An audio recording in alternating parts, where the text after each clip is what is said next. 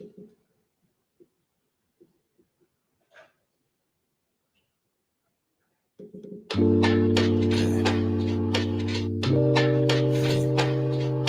a little different on it. Let me tell you what I see. I see the clouds in the night sky, no stars in them. I'm in the city when it back home, it looks different. They say the eyes never lie, so why you looking down? Can't trust the word up on your lips, that's why I'm looking out. Your body shaking and ships start to look around. I see the snake in your slits as they looking out. You try licking back of mine, our spirits don't align. And that's your POV, I take a look at mine. It's like, look through my eyes, tell me what you see. Live through my life, it's exactly what it's like, baby. It's that POV, yeah, it's that POV. It's that POV, yeah, it's that POV. Look through my eyes, tell me what you see. Live through my life, it's exactly what it's like, baby. It's that POV, yeah, it's that POV. It's that POV, yeah, it's that POV. I see these sun rays on these sunshades in my eyes. No sunbathe, dark skin, soaking up the vibe. See the same pic from the same chick as a side. Her cap say move in silence, but she crying out inside. Then I log off, toss my phone to the side. Pop the top off the bottle, going back up in my mind. Not the bottle with liquors, painkillers at the time singing. This red car, wonder how did we survive? I remember seeing smoke, my seatbelt like, oh. Reaching for my gun and look down, it was broke. Wife called, then she choked, then she asked in my car. I said, yeah, we should go. Reached over and popped the door. That's G.O.D. cause what I seen didn't make any sense. B.O.D. felt that pain and I fell with an instance. P.O.V. see me chilling somewhere in a distance. My P.O.V. could have been ended and never been written. Heard some people envious thinking my life great. Don't understand the warfare that I'm on daily. Guaranteed it's your POV, you be going crazy. By the same thing that hit and barely even phase me. When it's hot, I keep my distance, simply just to cool it. Overheating my engine, let the word be my coolant. Keep my head on the swivel, never trying to bust your noodle. Try me and you gon' probably see a first person shooter like. All right, boom, boom, boom. And we're back. This is the Enigma Sept Hour podcast. Episode 203. So what you gonna see or what you gonna do? Yeah. Of course, it's your boy Enigma September in the building. I'm here.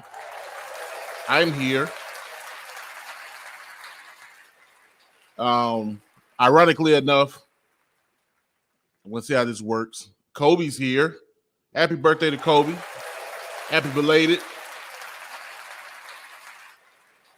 We're gonna hope and pray that Kobe doesn't make any noise.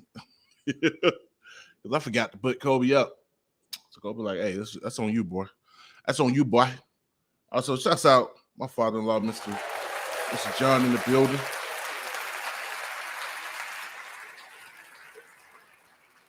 I gotta admit, I'm not you've been watching Gunsmoke for like the past 2 weeks, and it's not that bad.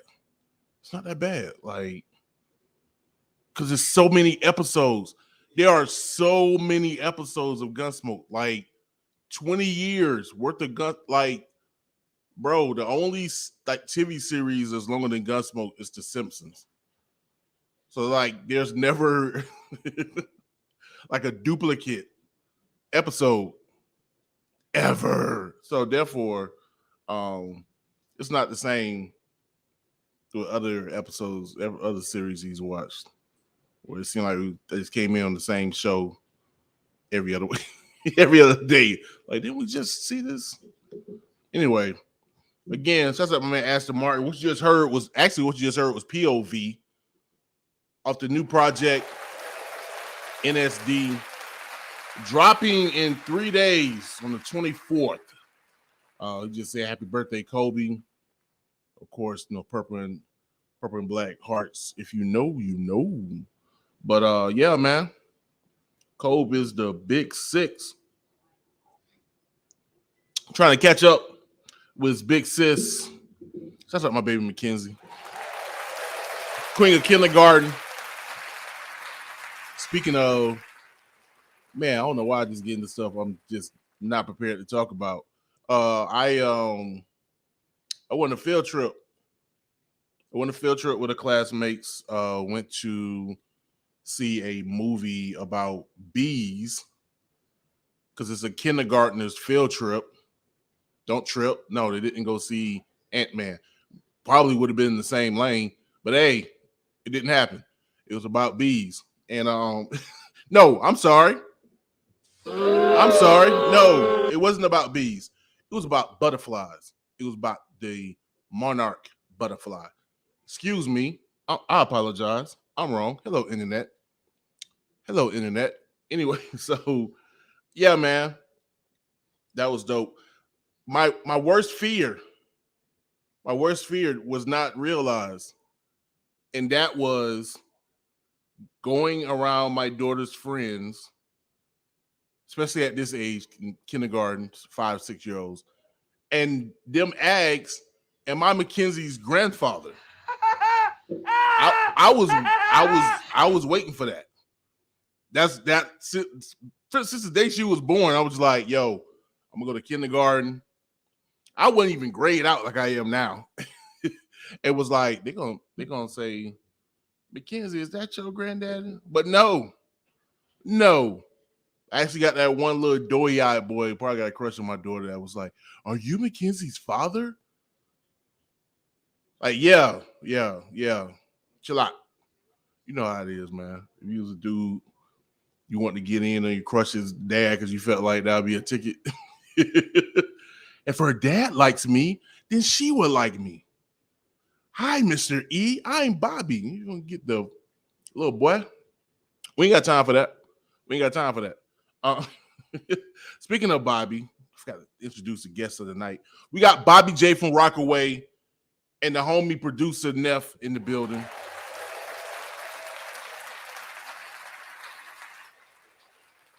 Straight out of New York.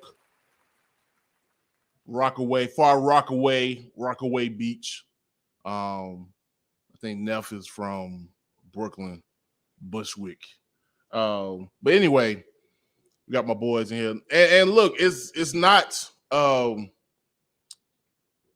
absent from me. I have recognized I have not only one, but two white guests during Black History Month. I know. Listen, Angie. That's okay. You know why? It's okay? Because I'm like 16% white anyway. Yeah, I'm white. Irish, to be exact. In English. In Scottish. No, for real. I don't know if I discussed this during the last podcast. I think I meant to. Yeah, my wife did the ancestry DNA joint and got the results back. And yeah, found out I got two new uncles and a cousin and a new auntie. My grandfather was busy.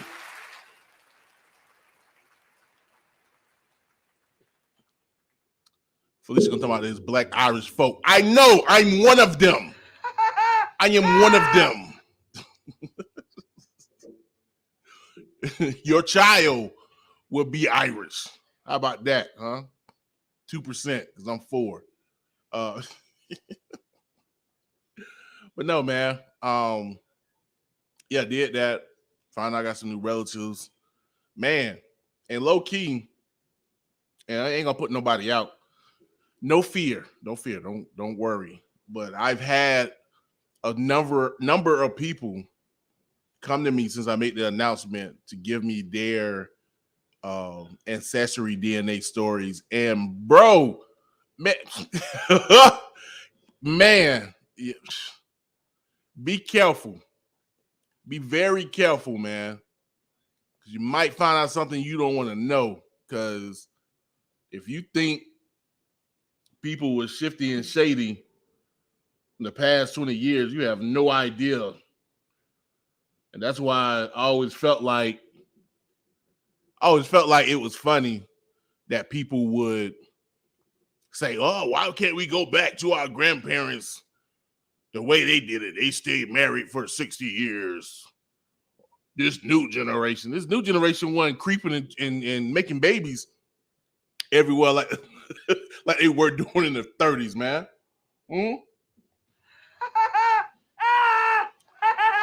Tell that. I just I just always find that funny. Not always, but at least for a good portion of my adulthood. I'm like, why are y'all sitting here acting like whatever happens in the 40s and 50s were so, what's the word? So clean, so just innocent. No, they humans have always been dirty and made mistakes and did whatever came to mind. That's since the beginning of time. So to think that we're gonna make America great again, like, bro, ain't never. No, it's always people out here doing dirt, doing things they ain't supposed to. It's human nature. It is what it is. It doesn't matter if it's 2023 or 1993 or 1963, like, or 1883. Like, people been doing what they want to do. So stop with the, I wish I was born in the past. No, you don't. No, you don't. Because you got your ass killed trying to sit in the front of the bus. Matter of fact, the way y'all acting now and the way things going down, a lot of y'all would have went kindly to the back of the bus and wouldn't have said nothing at all. A lot of y'all would have been looking at Patricia Stevens do and calling her a troublemaker for doing what she did. So stop, because you're doing it now. Like, tell the truth, shame the devil, man. Much as things have changed, a lot of things remain the same. And it was a lot of meat slanging in the 50s. A lot of meat slanging. Anyway, man, let's get to the real, man. I'm running my mouth. As I always do about this time. Shouts out my sis, Ray. She said, hey, that's on the bullseye. Tell Jason I said what's up. That's on the bullseye, man. People been doing dirt, bro. Like, stop that. My granddaddy was the greatest man alive. Your granddaddy probably had 3 kids that your mama finna find out about in 2 weeks because you put some spit in a cup. Just meat. They were slanging meat. They were slanging big meat. Look here. They were slanging big meat in 1956. Don't get it twisted. Big meat was getting slung.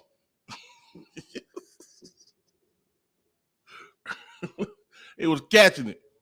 And you gotta imagine too, yo, I ain't gonna get nasty. But you gotta bet, at least nowadays, chicks would be quick to give head. I don't think they was that quick to do that back then. It was straight. They weren't worried about condoms because there weren't no AIDS. Just straight raw dogging big meat in the cooler. They weren't even concerned with trying to get the mouth or the booty for that matter. I want that coochie. I want it in the coochie. And just pop, pop, pop. Just blew it up. And then my granddaddy left me a house on the other side of town. You and the child can stay over there. Child? No, I'm sorry. That's not cool. Yo, I'm on that drink.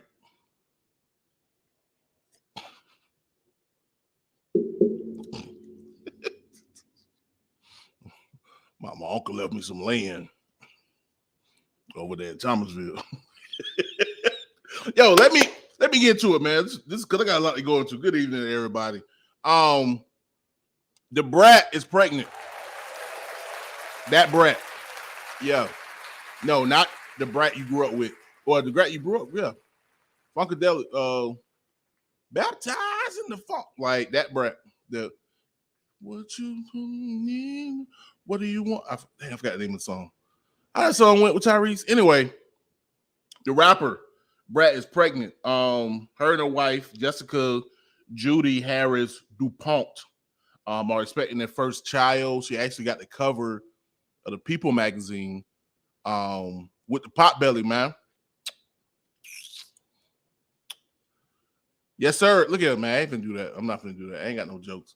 No, I do got jokes. Man, she 48 years old, bruh. Bruh, I don't even know. Do you want that? 48? I just told y'all I felt bad. I'm like, yo, I'm finna go to kindergarten with my daughter, and I look old. And I had her at 36. This woman having babies at 48. Bro, that is crazy. Fee said, so happy for Brat. She didn't think it was possible, but God. See what? I want to have some jokes, man. I want it to be funny. There she go talking about, but God. I know it's a miracle. I know. I just want to be funny real quick. Now, I can't be funny.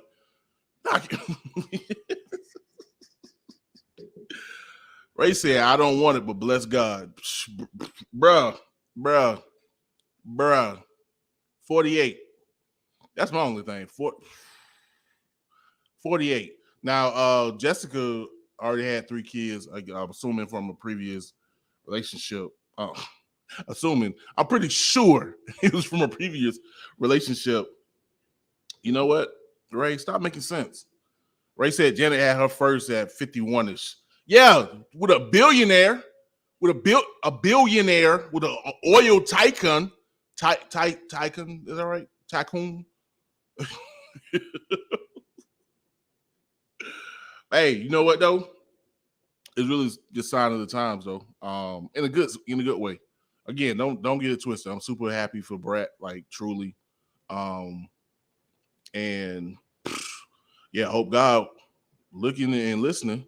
I know a few people, as I know one couple in particular, that will mirror.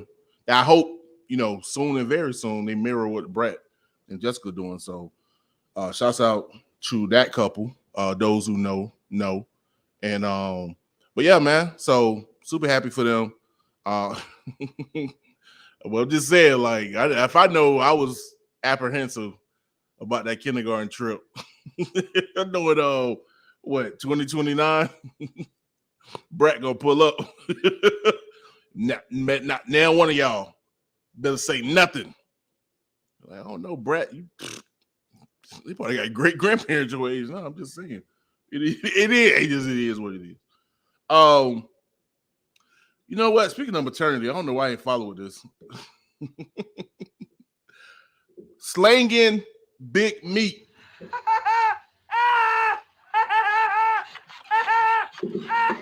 We out here slanging big meat, apparently. And LL Cool J, who has claimed to be very loyal to his wife, despite being, that guy for many, many years,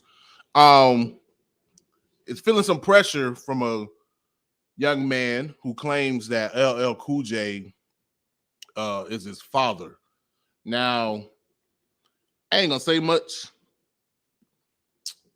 I'm just gonna show y'all this picture. Those in podcast land, I apologize. You may just want to go over to YouTube, go to the 18 minute and 30-second mark, see for yourself.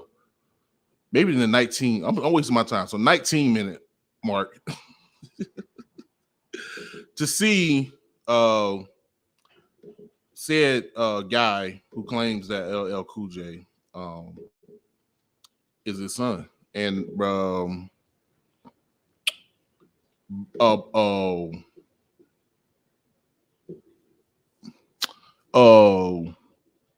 yeah. So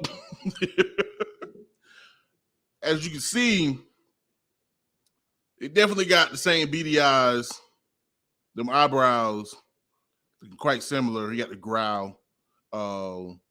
Man lips, pause. Like, my man lips even got a little, like, you see his little overbite? Like, LL Cool J lips kind of drop in the front. Look here, but look here. Man lips even drop in the front. Now, the most obvious difference is the nose. This man mama had to be a 50-foot gorilla to come out with a nose as huge as this guy's nose is. Borough The shape ain't that much different though. It's just his nose is just like a freaking Liberty Bell. They signed the Declaration of Independence under his nose. Paul Revere was on the horse yelling, "The Brits are coming," under his nose. That slavery was ended and liberty was found under that.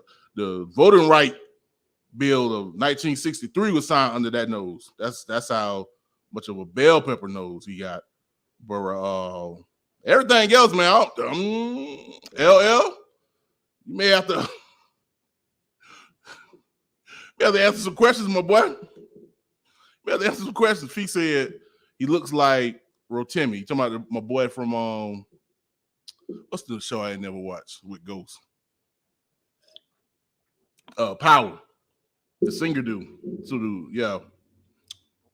I can see that. But I think Rotimi too young for him. Yeah, Ray. Yeah, I'm just saying. Like, go find his IG. His IG is love for Benji. Find his IG. Now, the one thing that's kind of contrite is that he licks his lips a lot, of course. What seems kind of contrite, and the New York Yankee cap, like kind of on the nose.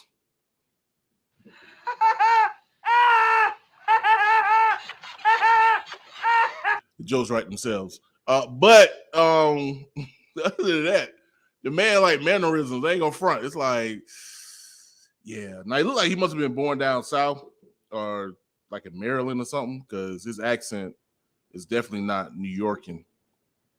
But yeah, LL, bro. Bruh, slanging big meat in 83.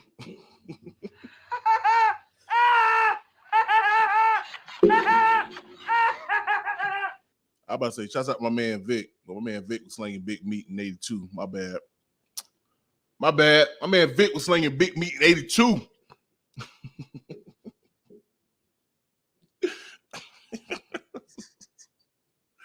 It's The Crown. I'm on this Crown Apple. Y'all know what it is. What else we got, man? We got a lot. Yo, so Boosie decided that he was going to drop. You know what it is, man. 82. Getting it early. I was trying to be like Vic. No, anyway.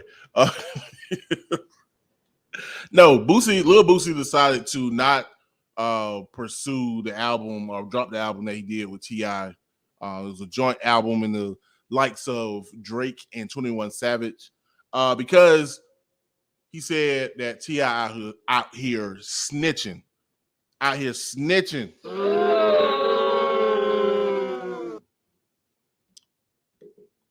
It was Mayday, huh? Mayday. Just skeet. Right after the pole, after they put the ribbon on the pole, just took it in the. I know he was at the African place. What he's got? African Island, Tropical Island. My uncle Bean place. Took her out, gave her some pink champagne, some Todd Collins.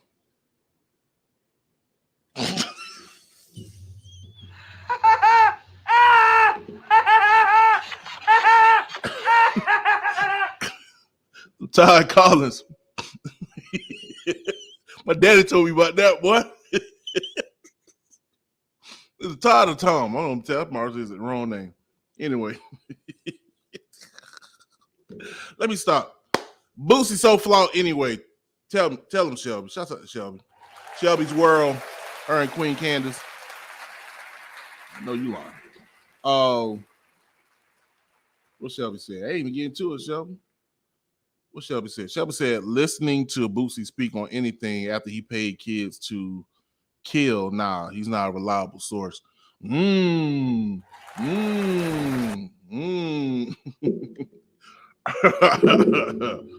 champagne.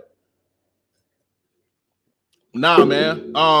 Good point. Like, first of all, you gonna go and talk about T.I. out here snitching, and you're on the number one snitch source.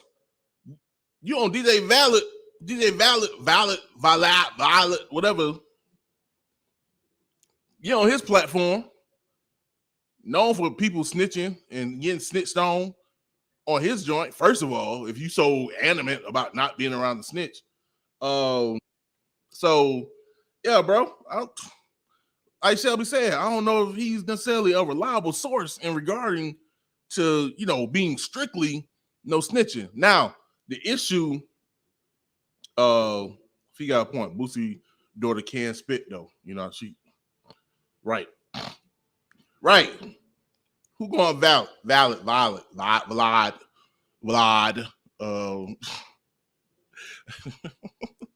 Man, sitting on the border of Ukraine and Russia.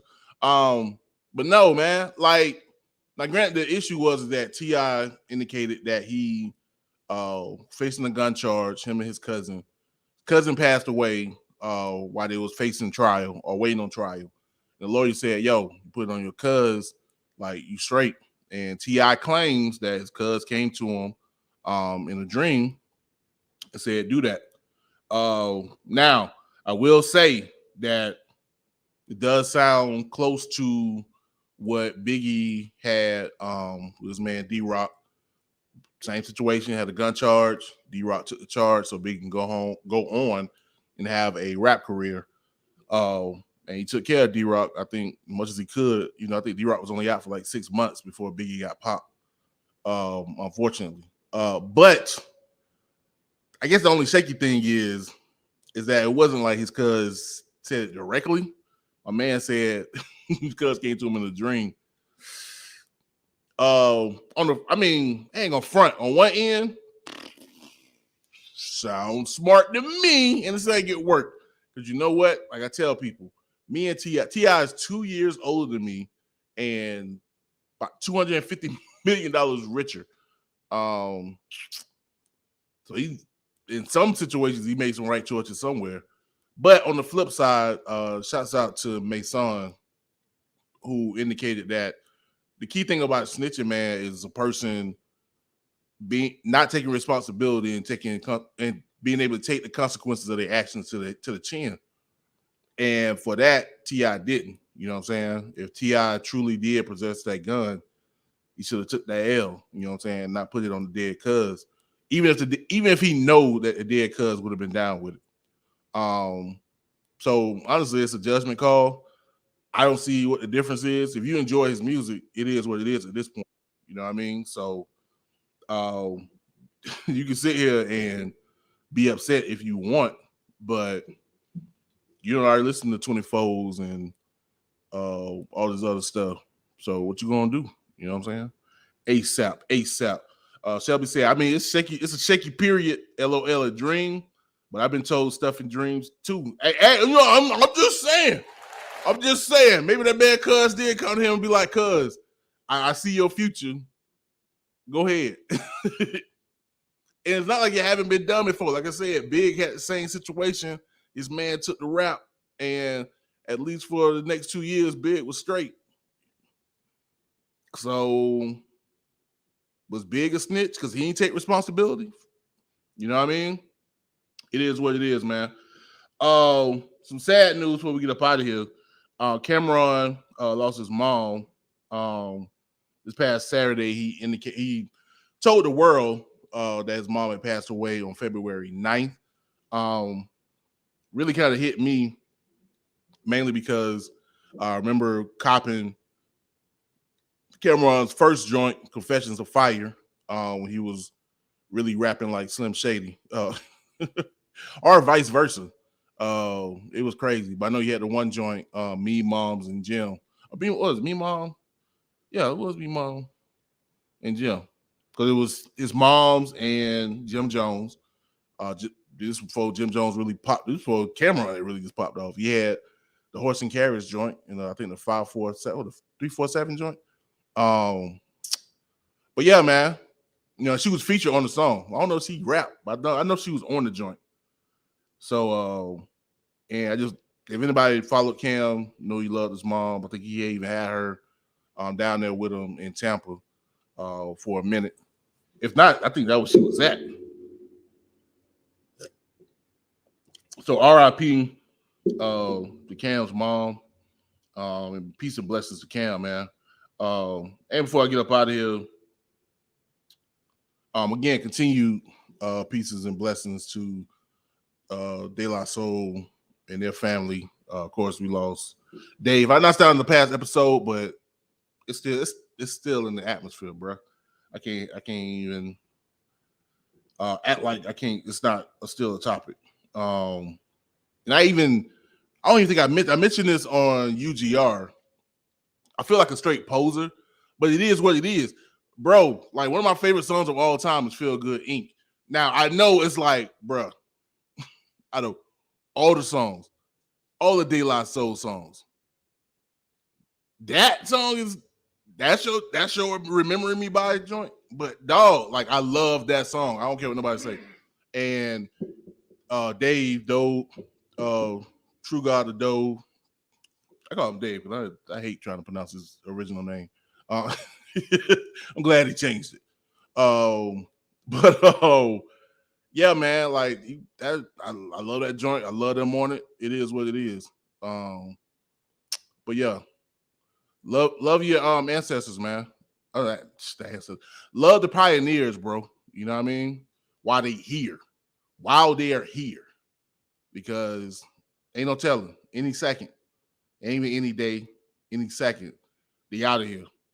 You know, DMX, Black Rob, Shock G, just they could be out of here. Now we doing 1 year anniversaries of everybody that passed away last year. Like we gotta honor our legends and our pioneers because coming a 50-year anniversary and indication that a lot of people are gonna be dropping. So let's do this. Anyway, let's get to the next track, man. We got our guests in the green room waiting patiently. I appreciate y'all, boys. Meet y'all with this More Liquor. More Liquor. That's what you should have been doing after Valentine's Day. More Liquor. More Liquor, my man Dennis Hobbs. And then we're going to come back with my man Bobby J from Rockaway and my man producer Neff on the Enigma Sept Hour podcast. You got time, baby. Peep game. This is SKYZOO Skyzoo live out the borough, and you are now listening to the Enigma Sept Hour podcast. Let's get it, baby. I put my trust in her, but now she's gone.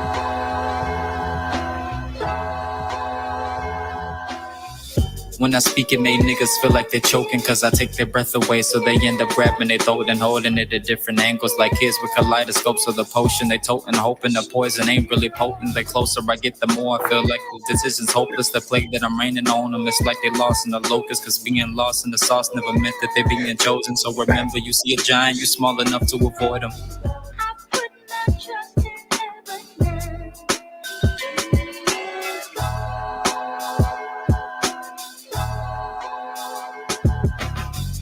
Everybody got that liquor and I see they sipping. Better tighten up, put that cup up, ain't no babysitting. Swerving too hard in the whip, I got the drip spilling. You down bad on your luck, I don't know that feeling. Plenty women in my session, it ain't no division. Nike sauce on, they need to sponsor me, how I'm killing. See me having so much motion and I'm top billing. Henny bottles all over the table and they coming with me. All right, boom, boom, boom, and we back. This is your boy Enigma September, and this is the Enigma Sept Hour podcast, which has heard my man Dennis Hobbs with More Liquor. And without further ado, we got the guest of the hour, my man Bobby J from Rockaway, and my man Neff. What's up? What's up? What up? Bobby J, glad to have you back, my boy. Neff, thank you for appearing for the first time. Yes, sir. Thanks for having us. Thank you, bro. No doubt, no doubt. First of all, Neff, I'm trying to be like you, man. How about get that beard like that, man? A lot of patience and laziness. Yo, I need that. That's a good excuse, right? I ain't got no length at all. You know what I'm saying? It's straight. I've been missing like 6 months, maybe.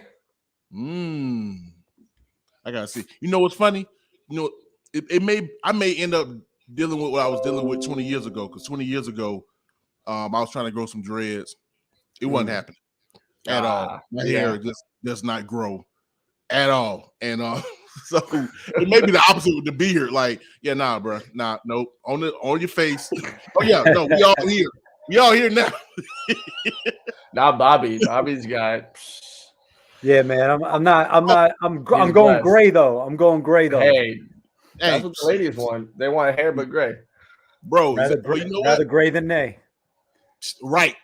First of all, I never heard that, but that's amazing. Man, people cheating though, man. People cheating, and because people cheating, I'm about to cheat too. So I would tell people, don't be surprised if all this is black all of a sudden, like the next week, because Facts. like this gray was cool when I was 37. At 42, it's like I'm kind of feeling. Nah, don't do it. Don't make the mistake. I used to have hair down to here. I used to have hair down past my shoulders. What? Yeah, Man. and then this happened. Yeah, I can. I used to have long hair, and all I could grow was the skinny chin strap. I was like fucking Joe Dirt. It was bad. Yeah, and then I had the skin fade with the lineup for a little while. Yeah. Oh man, yo, shouts out my man JC. He I don't know if he was here. That's his claim to fame. He was an extra on Joe Dirt 2. Oh man, they had a scene like in a high school, and he was in the background. He Hollywood, literally, from the West Coast. You know how they do. But yo, again, glad to have you boys on here, man. First of all, the project, Radio Days, straight fire. Thank you. Good luck. Straight fire, man. Ain't on front. I was pleasantly surprised. I knew Bobby J had that fire. But I guess you kind of feel like, you have like a favorite artist, and then you sit there and be like, okay, they got a new joint dropping, and you kind of anxious. You're like, is this the point where they fall off? This is the point where they don't come with what I thought it was gonna come with. Sight, nope. Excel expectations went way higher than I would have ever imagined. And there's no cap, there's no, what I'm saying, trying to gas y'all up.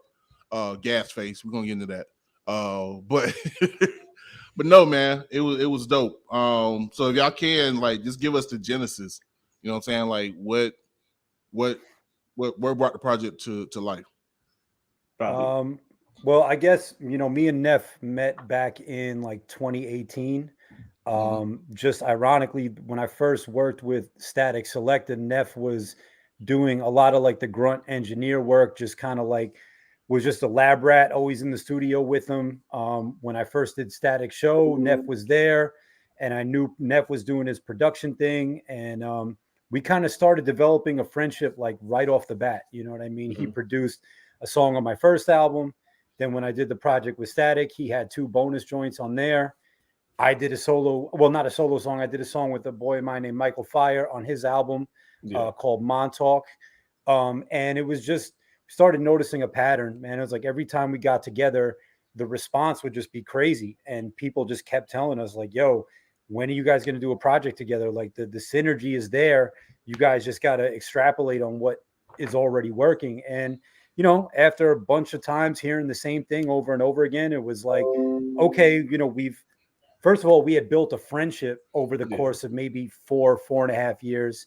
And, we just both reached a point where we had some free time, and we were like, all right, now it's time to lock in and do a project. So we've been recording this over probably the past year, finished it, sat on it a couple months, made sure that all the tracks are right and everything was sequenced properly and that we hit all the bases we wanted to hit. And that's kind of it. You know what I mean? It was just something that was bound to happen. It was just all about timing and making it work, Word. Y'all made it work, bro. And I think that's the key. You know what I'm saying? Like you said, y'all already had been friends, working together since 2018. And it shows, through just how everything came together seamlessly. Beats, rhymes.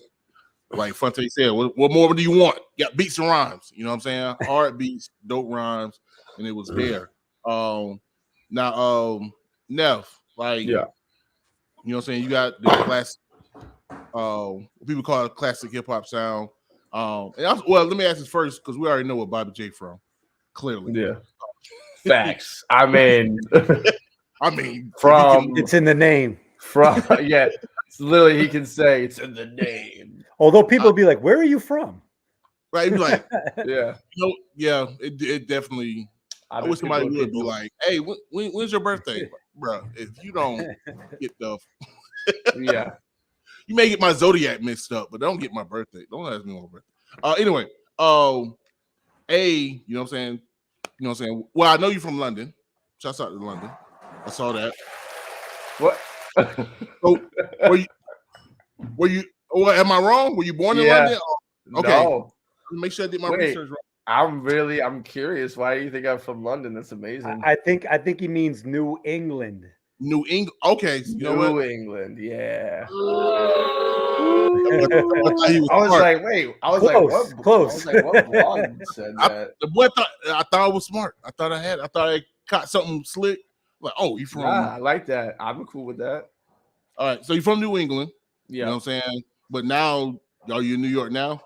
Yeah, so I grew up right on the border of Maine and New Hampshire, kind of like how Rockaway is. Like it was a small coastline, you know, type of situation. I like where I grew up, it was like 500 lobster boats, like some shit out of a postcard, pretty much. And I'm just keep it real. And then you know I spent like my adult years in New Hampshire, kind of bouncing around. Did like the local DJ scene thing for a while. Was like that guy, you know, trying to produce for everybody locally. And then one day, I can swear on here, right? Yeah. Okay. All right.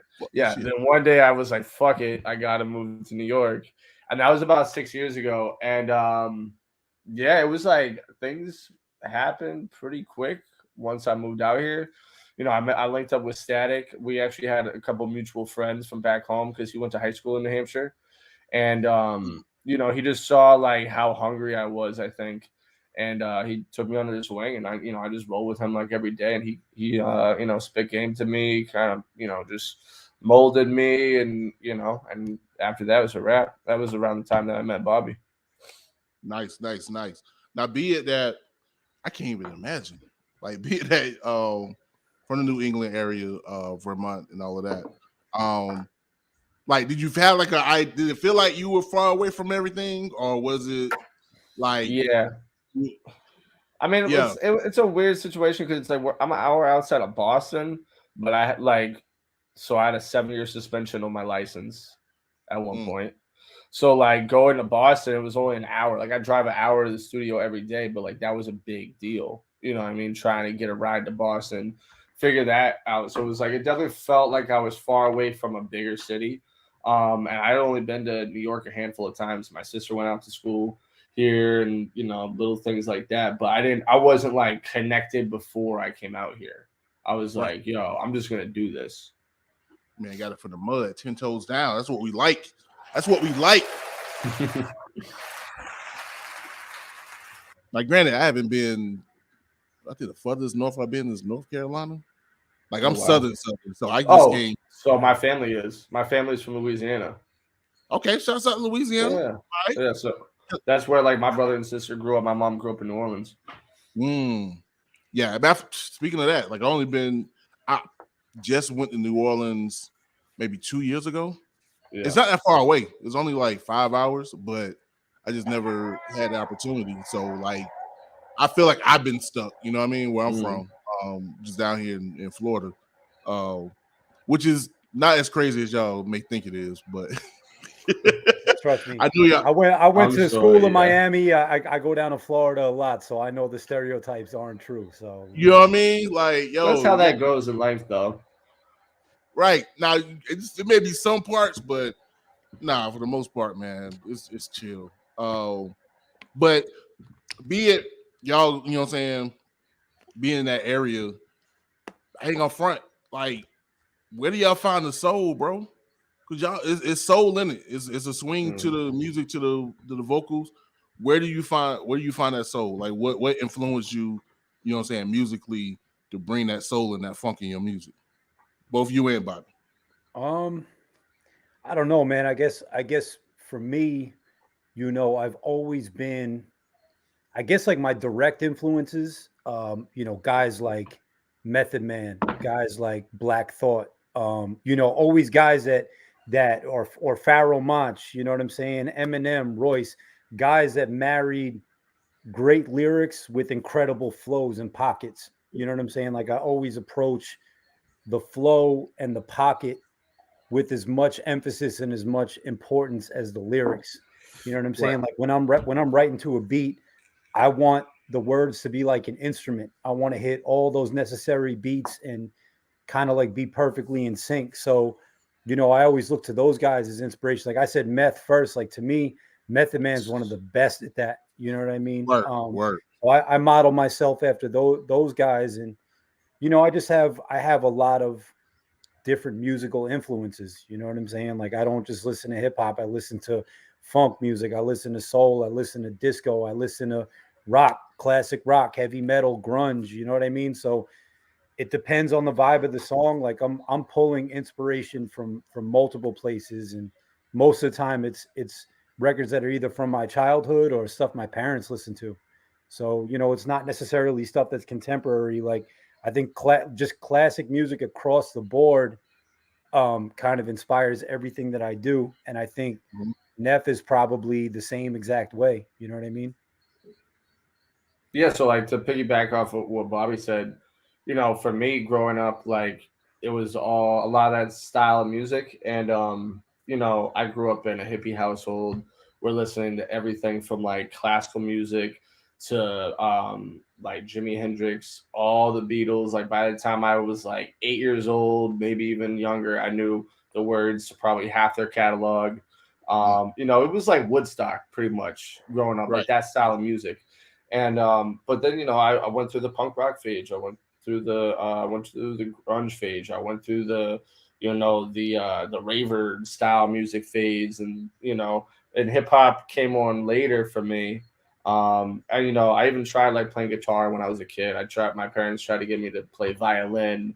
My brother and sister played violin and cello. Like music and arts were always big in my family. My dad, the world-renowned artist. He's a classical oil painter. So there was always like creativity going on in the house, and like we were all homeschooled, so we were able to really just hone in on whatever we felt that day. So that was really dope to be in that creative environment. And then when I started doing music, it was like I fell in love with scratching. I just thought it was crazy, and just like the way that you can manipulate the sounds. And I wanted to be like a Qbert in the beginning. And then an OG in my town showed me an MPC, and he was like, "This is it." And I was like, "Facts, that's it." I was like, "That really is it." And I fell in love with like the makings of it. Like I was like a serial killer when I got an MPC. I would have sticky notes of like things because this is before like the Notes app. I didn't even have a smartphone. Like I was using like an MPC 1000. People were on Fruity Loops, and I was doing a MPC and like the 3000, and like had rack. I was the only dude that had like rack mounts and stuff in the crib, and like 5 turntables. And I would have these notes and sticky notes and records hanging everywhere, like I was a mad scientist. And it was just like I would just get lost in the abyss. No, that was that passion. You know what I mean? That could be appreciated, bro. Like, you know what I'm saying? When you really into something, it shows, you know what I'm saying, through the work you put into it. And that's what that was a reflection of. So no, that's lovely. That's lovely. And speaking of funk, man, I did some digging, and before this project, I know Bobby J, you know what I'm saying, you had did some other joints, and man, you had a joint with Trick out there in Detroit, you know what I'm saying, which who was it? There's a joint, was it produced by Maestro Williams with Good Money, G100. Yep. Now that joint was funky. That was a real like Uptown Funk, you know what I'm saying? Right. Freaking like how did you connect, you know what I'm saying, with I know you with your man Hush, you know what I'm saying? How did you connect with like Trick them out there in Detroit? So it's crazy. So that's a song called KOLM off the album 7182313, which was a joint project with me and Hush. And to be honest with you, like Hush has been active in the Detroit scene for like 25 years. You know, he's got early records with Eminem. He had a group called the Ruckus. That's like a classic group out there. And I mean, he's got joints with Royce. Like, he's got relationships out there that span decades. So a lot of the major Detroit names that are on the project was basically him reaching out to people, you know, Guilty, Marv One, Quest McCody, Rose Spit, all those guys, Paradigm. You know, these are guys he has long-standing relationships with. And what's crazy is that song was the last song we recorded for the album. We were actually in a mixing session, and all the songs were mixed by this guy Maestro Williams out there, and he's also a producer. And he works at a studio called Silent Riot. That's like where everybody comes through in Detroit to record. And just we were sitting in the studio one day, and he was actually mixing Trick Trick's album at the same time he was mixing ours. So Trick Trick called him and was like, you know, what's up? And he was like, I'm in here working with Hush. And he's like, oh shit, put me on the phone with him. And you know, he got on speakerphone with Hush, and like they go back, you know, 20 years. And Hush was like, yo, I'm working on this album, mixing it down right now with Maestro. And Trick was like, well, why am I not on it? And we were like, say no more. You know what I mean? Like, so what's funny is I had a very basic level of understanding about Trick's music prior to that. Right. But over the course of going back and forth between New York and Detroit, Maestro would play us joints that he produced for Trick. And I really, really opened my eyes to how dope of an MC he is. And he's really on that like upbeat, because there's a whole house scene in Detroit. And you know, people love West Coast music out there, like the real up tempo, like funk shit they're crazy about. So Maestro was like, all right, I'm gonna produce a song for you guys, and I already know what type of tempo Trick is gonna be on. So he took a sample from the Whispers and he sent it to Trick. Trick did his first verse, killed it, and the rest was kind of history. Like, we did not expect to have him on the album. We didn't even think we could get him on the album. And just like at the 25th hour, like he just came in, and it's one of my favorite songs on the album because it sounds so uniquely different from the rest of the album too. You know what I mean? It's not really a song that you would necessarily think that I would make. So it brought some balance and some diversity to it. So yeah, man, shout out to Trick. I actually got the chance to meet him in person the last time I was out there, and he's just a super cool dude too. So yeah, man. I knew when you said, you came in like you're whining on the album. I was like, I knew Trick was gonna he was gonna elbow his way on something. And I was happy to make it happen, man. It was literally one of those things. He murdered it. I ain't gonna. I was kind of like, yo, like, you know what I'm saying? Because of course, you know, I'm a big Eminem fan as well. So especially if you know Eminem and you know Detroit, you know Trick. Right. And so, you know, I've followed some, you know, stuff that he's done. But no, that one in particular, like that verse, he killed that verse straight up. And that's what I'm saying. Like I really didn't know just how technical of a rapper he was. You know, I knew Trick, the street guy, and I knew he made like street music, but like the stuff that was being played for me over the course of me recording this album, I was like, whoa, there's a whole other side to this guy that I didn't even know existed. So I was super excited by the time that song came around, because at that point I knew, I was like, oh shit, like I've been sleeping on this guy. Right. So, I think a lot of us have. Also too, speaking of legends, that low key, I want to say it's the opposite. So, well, not the opposite. I mean, let me say this correctly. All right. So Trick did his thing. You know what I'm saying? You did your thing too. Worked with another legend. I just want to say that despite this person's huge legendary status, I think you did your thing. I think you really did your thing a little bit more than the legend did. I'm just gonna say that before I get into it. But I know you got the joint with MC Serch. You know what I mean? Whole video and everything. With the track Around Here. You know what I mean? And I know, you know, MC Serch, one of the legends, especially coming out of Rockaway. How did y'all connect, and what was the whole thing with doing the song and doing the video with him? So Serch, Serch was just somebody that me and my manager Greg were just trying to get the attention of for a long time, just for obvious reasons. Like when I really started putting music out again, we would just send him everything that we were putting out. And it was just like kind of throwing it out there, like, yo, I'm from the neighborhood, I'm making music, like sending him, music through email, wondering if he would check it out or not. And I think he started to pay attention when I did the project with Statik called Endless Summer. That's when he really started responding, specifically because of a song called Where I'm From. And from there, he invited me to be a guest on his podcast at the time called Serch Says. And then we just kind of had a rapport, and we would communicate back and forth, and he was always following what I was doing on social media. And just ironically, we had a mutual friend named Chrome, and Chrome is a producer that I've done a lot of work with over the past year and a half. And it was actually Chrome who brought the record to me first. He was like, yo, I got this song in the stash with MC Serch on it. Would you be interested in getting on it? And I was like, yeah, absolutely. Send it to me. So he sent it to me. I put a hook on it and a verse on it, sent it back to Serch. He loved it. And from there, he was like, yo, I'm so excited about this record. I want to do a video.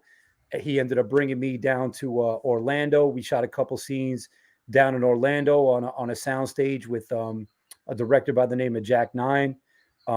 Thurston Howell came through. K Solo was in the video. And then we shot the rest of it up in Rockaway Beach. We rented out the roof of the Rockaway Hotel, and I got to, have my guys from Far Rock Shop come through. My man Hush flew in. Little D was there. My boy, the True Staten, was there. Jonathan Mannion, famous photographer, came through. DJ Eclipse. So it was really just like I had all my friends there. Serch had all of his friends there. I'm shooting a video with somebody that's a hip hop legend and most definitely a Rockaway legend. And we have a song together, and I'm shooting it in my own backyard.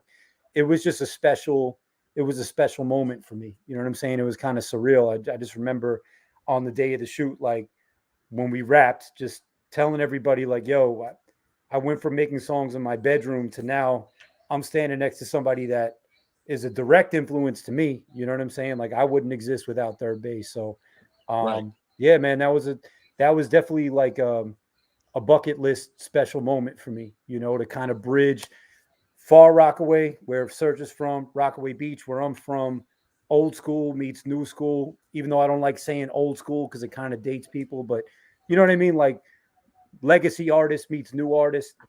So it was special for a lot of different reasons, man. Why you had to burn my man though? That's what I'm saying. Why you had to burn my man? Like I just do what I do, man. I'm just saying. That's what Bobby does. I just do what I do, man. I was checking out the video. I'm like, yo, he really. I hope Serch don't realize he got.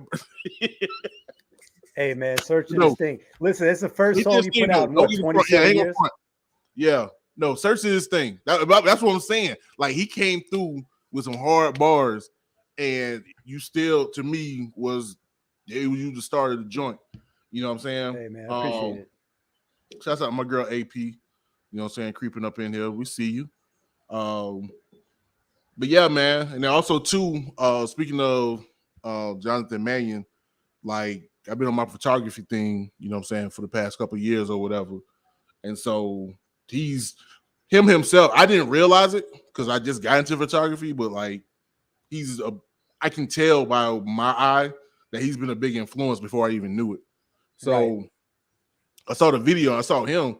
That definitely caught my eye, of course, because iconic. He shot so many iconic, covers, and his resume is insane.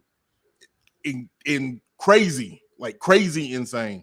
And yeah, I remember just going through his IG page. I'm just like, yeah, what I do, like the images that I try to put together when I picking up the camera, like it's him. it's him, from the DMX to Outkast to just any and everybody. Like all of those joints is me trying to imitate the images that he's been putting out in hip hop. You know what I'm saying? I'm just trying to recreate that. So shouts out to him for sure. But that's just on my photography tip. Anyway, without further ado, man, we're gonna give these people this heat that y'all done put together. And I ain't gonna front. The first song I'm gonna play is my favorite. Ooh. Now the second one, of course, y'all is the one y'all pushing, but this first one, What just is it? What is it? y'all did that. Yo, So I was interested to see on this one. So I'm gonna hit y'all with this Mind, Body, and Soul featuring Michael Fiya. You know what I'm saying? And then From the Drunk featuring J57. This is BobbyJFromRockaway and my man producer Neff on the Enigma Sept Hour podcast. You got time, baby.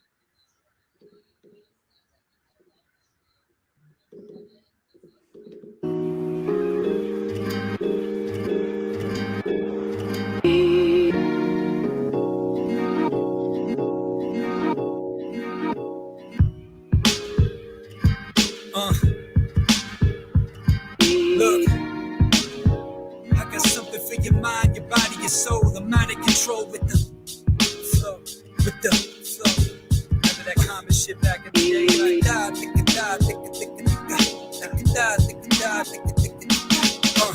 yeah.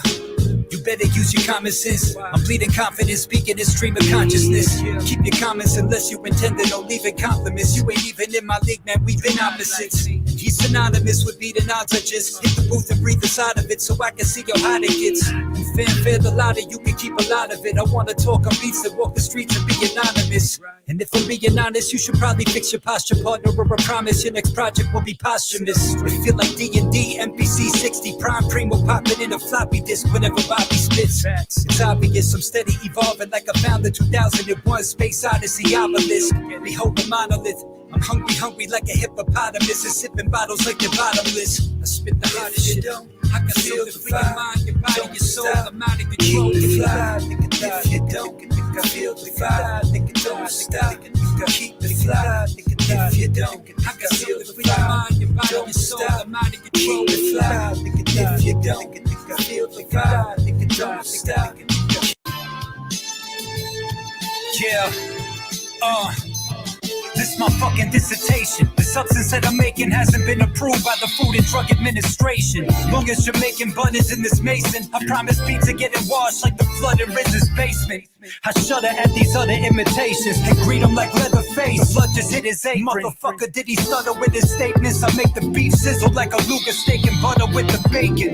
This is raw, no rubber penetration like rubber in the vein. Want some lovers at the day's end. This is street, this is mud, this is gutter, this is pavement. Everybody loves it. This is Raymond, this is Rain Man. He's way above his limitations. Look up as he hovers in his space. You better come up with this payment. Yesterday's price is not today's. Don't blame it on this government inflation. I can't stomach the rubbish that they've been rubbing in our faces. We made it to the summit from the basement. It's always been the plan from the jump to expand. Understand we don't play around. Always been my own man from the jump. What you want, either get down or lay. I've been real from the jump. All my life from the jump. I've been ill from the jump. I've been nice from the jump. It's always been the plan from the jump to expand. Understand we don't play around. Always been my own man from the jump. What you want, either get down or lay. I've been real from the jump. All my life from the jump. I've been ill from the jump. I've been nice from the jump. 2-6. All right, boom, boom, boom, and we back. This is your boy Enigma September. This is the Enigma Sept Hour podcast. I can't talk because I've been hopping and jumping because the joints are so fire. Now, of course, you listen to the live joint, you only get a part of the song because you need to take your nappy head ass over to the podcast audio to get the full joint and really enjoy the vibes. That's what we're doing. My wife in the building, she said, Yeah. Neff, bro. What's up? Yeah, whoop your ass, dog. I just gotta ain't no damn way, bro. Especially that beat on that Mind, Body, and Soul. Man. Like how? Like, mean, matter of fact, before you get into it, I saw you on the Villain Crates joint. Oh, okay, that was fun. That was dope. Yeah. So I actually know how, but I need you to still explain how you come with that fire, dog. Go ahead. All right, there's a couple of things. I appreciate the kind words first. But like, you know, with certain songs and feels for this album particularly, like that song particularly, I really wanted to do like Tribe, early Dilla, you know, before he was on the Off Kilter type of vibe, you know what I mean? Where it's like more of the classic MPC like swing to it. You know, you got a lot of reverb on the snare, and there's a lot of open space for Bobby to do his thing. You know what I mean? So it's like that bass line's cutting through. It's not going the whole way, but then like that the sample, I mean, what I played, it's really it's hollow. You know what I mean? Like it's very light. So it's like in that sense, I'm giving a lot of room for the artist, for his vocals to really cut through. But then even like when we're mixing, I'm still mixing him like more in the mix, more to like classic music and classic hip hop, where like with the new shit, they're like putting a lot of room in the beat so that the vocals can be like way up here. So that was really, I mean, that was like a super, that was like a me being like, yo, thank you for like the, you know, the road you paved for us. Like that was like a ode to like classic shit. But yeah, it's like for me, yeah, I have a lot of influences, but like, you know, I started doing like boom bap in the beginning of making beats, and then I try to like venture off to other things, and it was good because I got to learn how to do those so I can incorporate it, or when time comes, maybe I get a placement, whatever opportunity, and I can create something custom. But like for me, like I just black out. Like when I make beats, like I really just kind of I go through the sounds, and then I'm just more of a guide. You know what I mean? I'm like, all right, boom, where are we going? Okay, let me cultivate the sounds and go with you. You know, that's kind of like my process. Yeah, and I can see that. Like I said, I watched the Vinyl Villain joint. You know what I'm saying? If you guys are interested, you can find it on YouTube. I think he did it about a year ago. Yeah, it's kind of in the same vein. Shout out Vinyl Villain. Yeah, no doubt. I want to say I hope I subscribe to the page because they had good content. But yeah, I can tell like the fact that you took like the three joints, the three albums and records rather, and just went in there. And you was quick. You found the little sound, boom, boom, chopped it up, and started going in. And I've always been impressed with stuff like that. Granted, I'm kind of like you in the sense that I have a guitar. Haven't learned to play it yet after 12 years, but regardless, and like y'all said, like I grew up grunge era, like before rap. You know what I'm saying? I was into art. I was into Boyz II Men and Nirvana. Hell yeah. that was me until I saw Biggie with the what the joint, the Juicy joint. You know what I mean? Like before then, I thought I was Wanye. But regardless, man, like I could tell like the musical, like I said, I could tell y'all got the funk and the swing in the music, and it's just apparent, especially in those two joints. Man, I love them. I love them. Shout out to y'all, man. Thank you. Straight up. So before we get up out of here, I know it kind of went over the time or whatnot. So if y'all can let the people know what they can expect, you know what I'm saying, from either you guys together or separately, you know what I'm saying, moving forward in 2023. Well, definitely more music. This definitely isn't the last you're going to see of this project. I mean, we're still shooting content. We're working on a mini documentary right now. It's just we believe in this album. You know what I'm saying? Like, I feel like every song on this album deserves attention because every song on this album is uniquely different and means something different to me and to Neff as well. So we're going to keep our foot on the pedal, keep pushing it. You're going to see more visuals. Like I said, you're going to see a mini doc soon. And the follow-up will be coming. I know we're definitely going to get back in the studio and work on new music. There's probably going to be maybe an instrumental version soon dropping. So there's things on the horizon, but you know, for me, I feel like me and Neff have a good stride going, and we have a good chemistry. So, you know, it only makes sense to keep working together.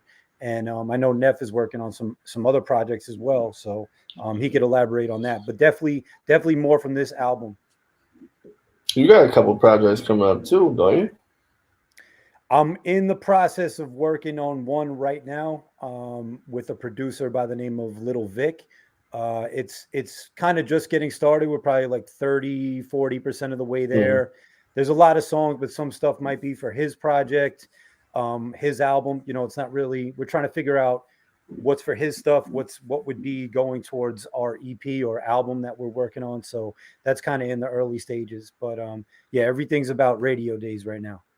Yeah.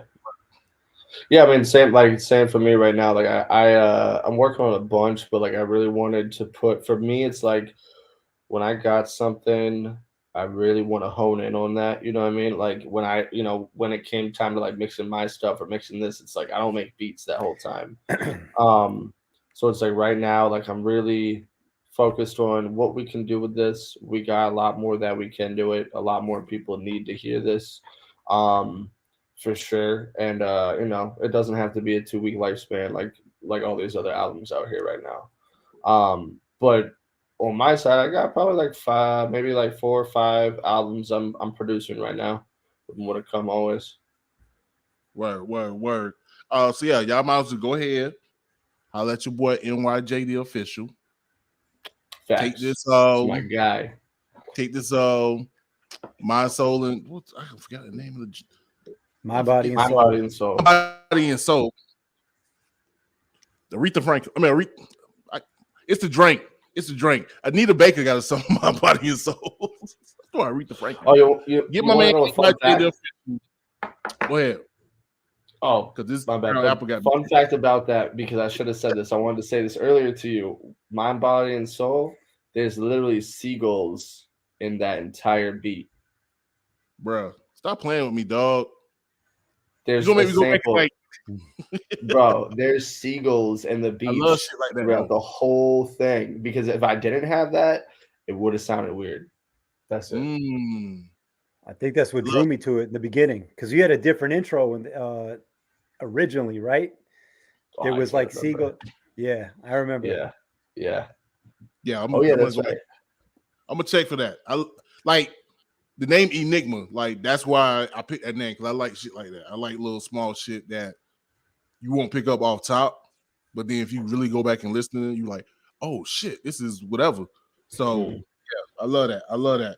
But yeah, man, I'll let NYJ the official. Y'all make a video for that joint. Will do. Facts. No doubt. Appreciate you, bro. Thank you. Thank you so much for having I appreciate y'all, man. I appreciate y'all being on here. Bobby J, you always welcome, bro. You know what I mean? I know it's been about like a year and a half since the last interview or whatnot. But I'm always a fan of yours, you know what I'm saying? And always checking for your stuff. So, you know what I'm saying? You're always welcome. Same thing for you, Neff. You know what I mean? You want to come back on a solo tip? You want to kick Bobby J to the side because he's doing whatever with whatever producer. You know what I'm saying? I'll look back at your boy, man. I appreciate you. Definitely got a new fan with this. So anybody out there, man, Radio Days available right now. Go and check it out. I'm not playing with y'all. Like, I know it's fire when I bring something to my man JT and he ready to run it on the radio like that day. Like, I know it's something fire. You know what I mean? So when I played the I won't say it's around. It's not around here. What is that? Yeah, when I played Blame the Liquor. What is the name of the freaking song? From the Drunk. Jeez. When I played From the Drunk off top. He was like, yo, give me that.